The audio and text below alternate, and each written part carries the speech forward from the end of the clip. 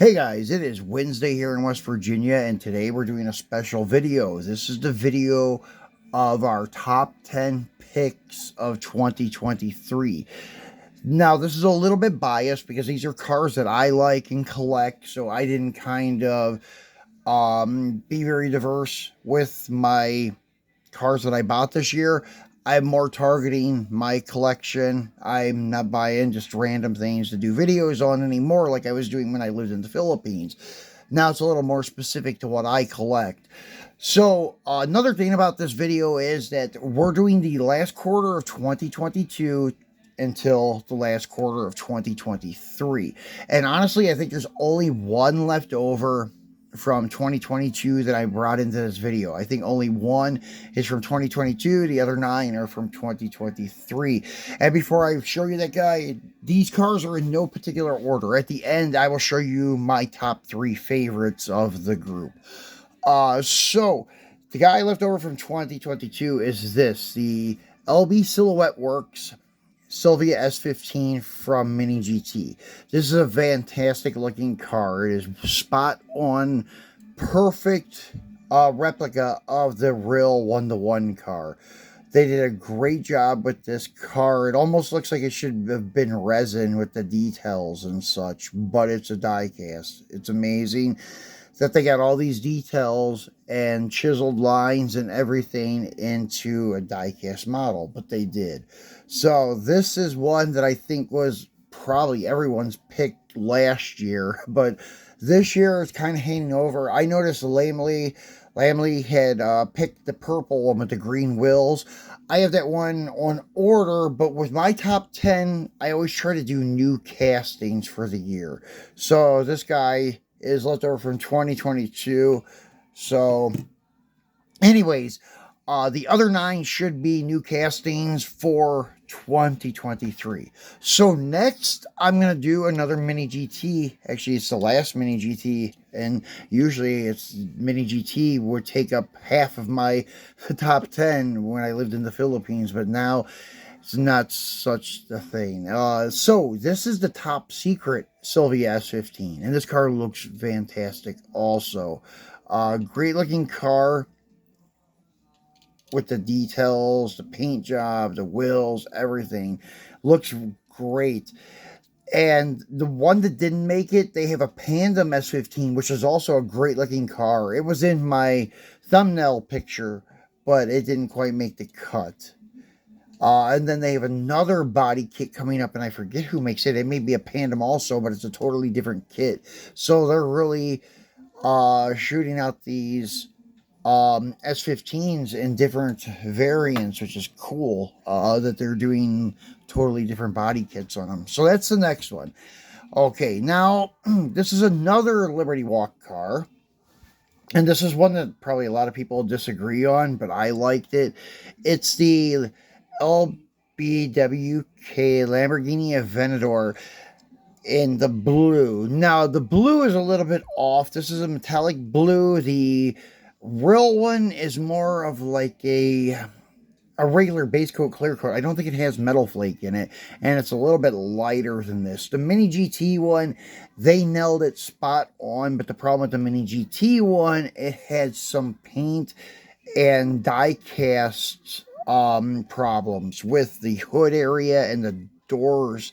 The paint is rashing on them now if you leave them in the box and such. So I have a feeling that in a few years you may see some die-cast rot on those first releases for Mini GT, where it will maybe even start falling apart.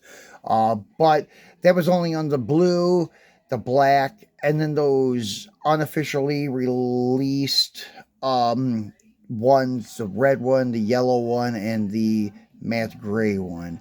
Anything that's been released this year or last year should be okay. Anything that came from the Bangladesh factory is the one you got to worry about.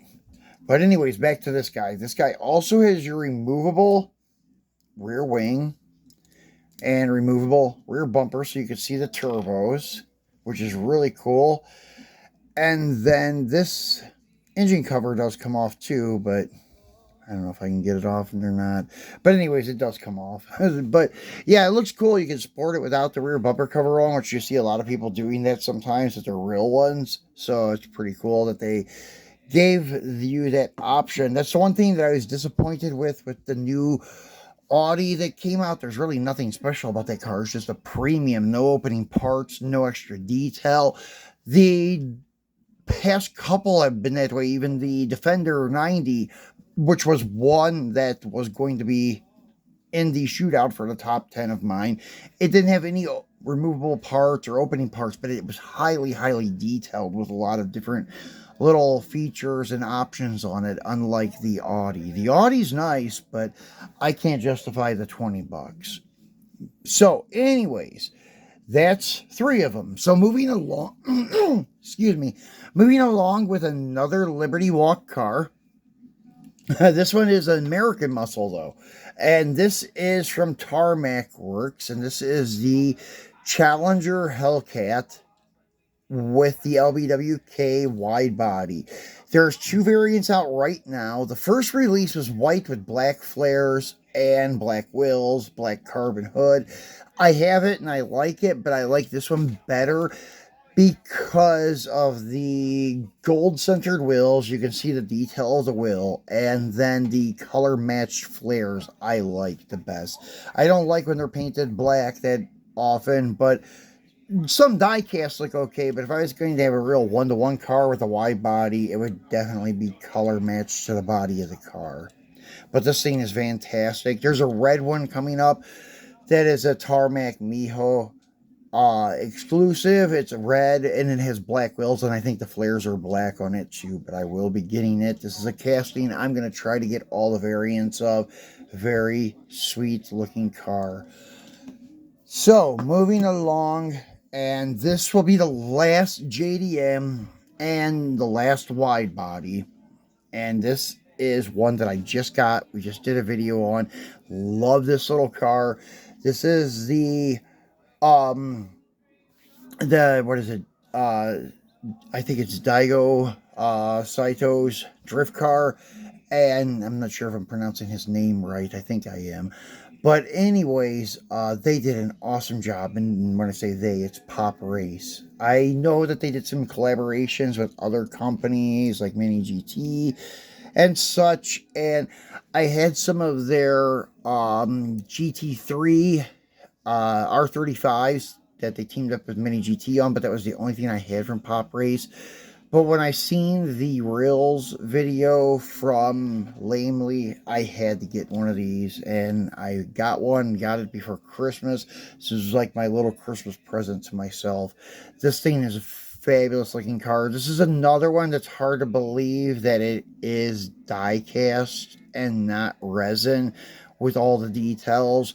Now with the resin models, you probably wouldn't have any opening parts, but they did a great job with all the body lines and gaps and stuff with their opening parts. It's perfect. And one thing that I didn't know in the Lamley video is if it rolled. They didn't show that in the little shorts or reels videos that I watched, but it does roll, and it rolls fantastic. It's metal on metal also. Very awesome car. They did, once again, a hell of a job. And one thing I do love about the real car is it's JDM, but it's powered by Mopar. It's got a NASCAR Dodge V8 in it, which is pretty cool. So, moving along to our American cars. Well, we did one American, but our non-wide body American cars and trucks. So, sorry, I'm a little choked up today, guys. So, this is the one RLC car that I picked. I was going to pick the Tradesman van, but I don't know, it just didn't make the cut. I picked this one and the Aventador from Hot Wheels RLC. Love this Monty. Body lines are perfect. The details are perfect. It may be slightly small, I think.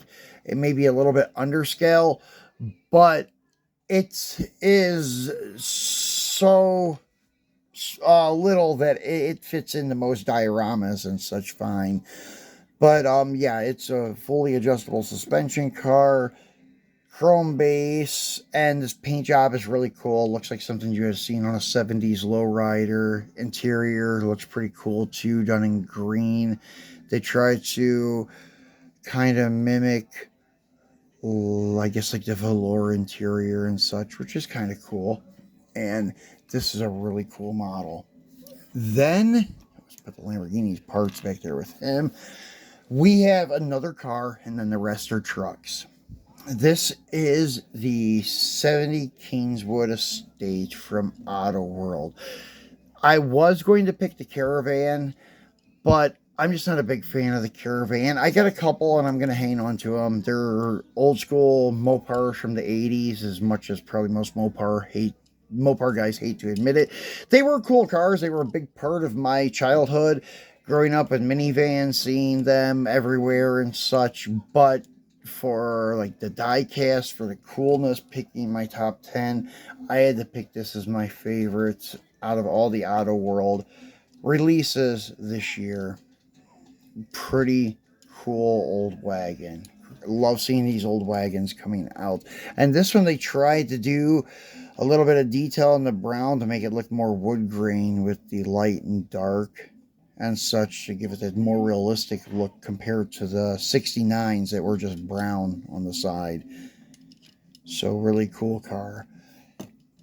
Then we have 3 from M2, and they're all trucks. M2 usually does not ever make the cut on my top 10. I don't know if they ever have. I had to watch some of my old videos, but this year they killed it with trucks, in my opinion. Now, this guy could have been from the last quarter, but I believe it just came out this year. This is your 4x4 OBS, the 88 to 98 style GMC Chevy truck, and I like the 4x4 variant the best. The two-wheel drive is okay, but they're 4x4 chassis and such. They do a heck of a job with them. And the way the differentials are not part of the chassis, how they, as you can see, the gap of light between them, they are not part of the chassis. They're actually separate pieces. No other company has their four-wheel drives like that, at least with the four-wheel drive like Chevy trucks and stuff, meaning Auto World, Hot Wheels, and Johnny Lightning and those guys. Now some of the foreign companies that make the, like, I don't know, Land Cruisers, 4Runners, and things like that may have really detailed chassis like this, but I don't know. All I can say is M2 killed it with their 4x4 chassis, and usually they all roll pretty good. This guy came from a, the Auto Hauler set with GMC and Pontiac teamed up. There was a 68 Firebird in an enclosed trailer, and that was where he came from, that metallic green.